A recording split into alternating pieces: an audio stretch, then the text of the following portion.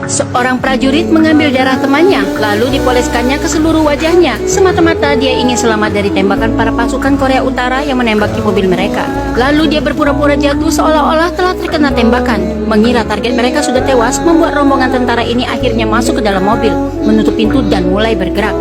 Prajurit ini mengira kalau rombongan itu akan kembali ke markas. Ternyata dia salah, konvoi mobil itu malah belok kiri dan ingin mendekati dirinya.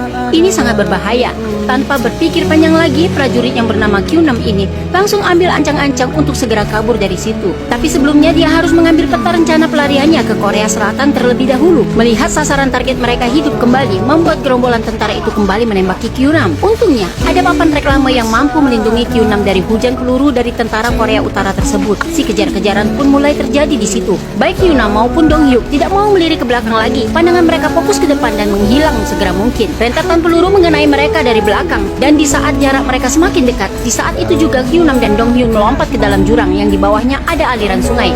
Kali ini mereka selamat.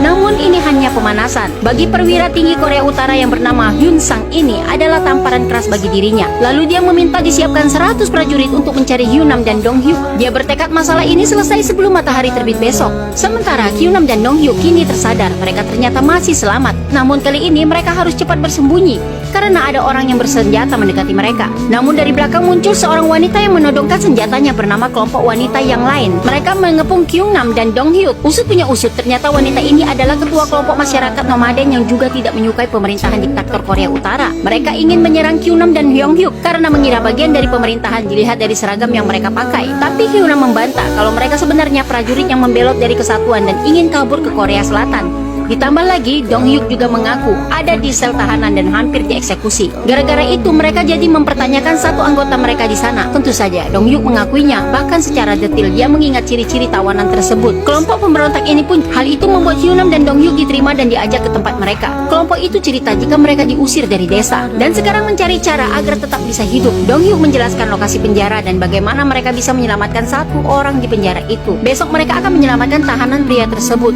Sementara Hun Sang tetap melanjutkan pencariannya. Saking hebatnya orang ini, dia tidak perlu terjun langsung, cukup mengarahkan pasukannya lewat HT yang ada di tangannya serta bermodalkan selembar peta. Dengan hanya melihat peta itu saja, dia pun memberitahukan pasukannya yang ada di lapangan arah mana saja yang harus mereka lalui.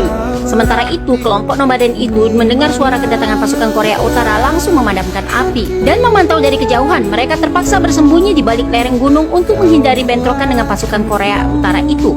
Saat bersembunyi, mereka nyaris ketahuan gara-gara satu dari mereka melakukan kesalahan, membuat satu prajurit Korea jadi terpancing dan mereka bersiap-siap menyerang dengan senjata masing-masing. Tapi untunglah Hyunam dan Dong Hyuk muncul dan mengalihkan perhatian pasukan tersebut. Otomatis mereka langsung mengejar Hyunam. Tembakan pun diletuskan. Hyunam dan Dong Hyuk langsung kabur. Tapi sayangnya dalam pelarian tersebut Dong Hyuk tertembak. Dengan susah payah Hyunam membantu membawanya. Hyunam dan Dong Hyuk kembali bersembunyi. Tidak ada tempat untuk mereka untuk kabur karena posisi mereka sudah terkepung. Namun kelompok nomaden membantu dan menyerang para pasukan itu dengan senjata api. Hal itu membuat persembunyian Hyunam dan Dong Hyuk tidak lagi diperdulikan oleh pasukan musuh.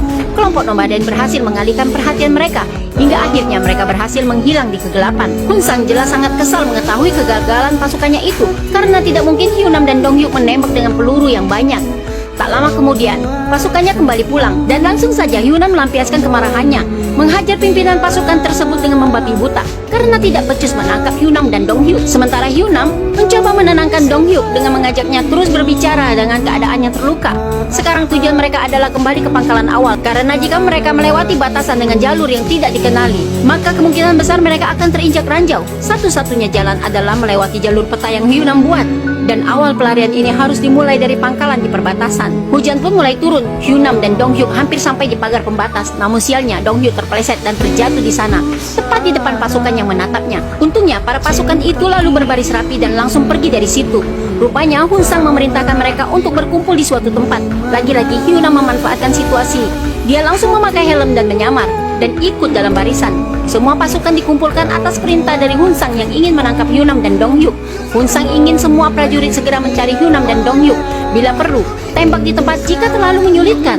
Pencarian pun dimulai, sementara Hyunam dan Dong Hyuk diam-diam berhasil masuk ke dalam ruang makan yang menjadi titik awal jalan rahasia untuk pelarian mereka nanti. Namun sialnya Dong Hyuk malah membuat keributan di dalam sana. Hal itu memancing seorang petinggi militer untuk memeriksa ke dalam sana. Dan akhirnya dia baru menyadari kalau orang yang mereka cari saat itu ternyata ada di dalam ruang makan. Tentu saja alarm berbunyi dan seluruh prajurit mulai mendobrak pintu untuk menangkap mereka berdua. Nah, apakah Hyunam dan Dong Hyuk berhasil ditangkap kali ini? Untuk itu cari jawabannya yang ada di part selanjutnya. Tetap di Snack Video, bikin semuanya beken bersama Inces Saoda.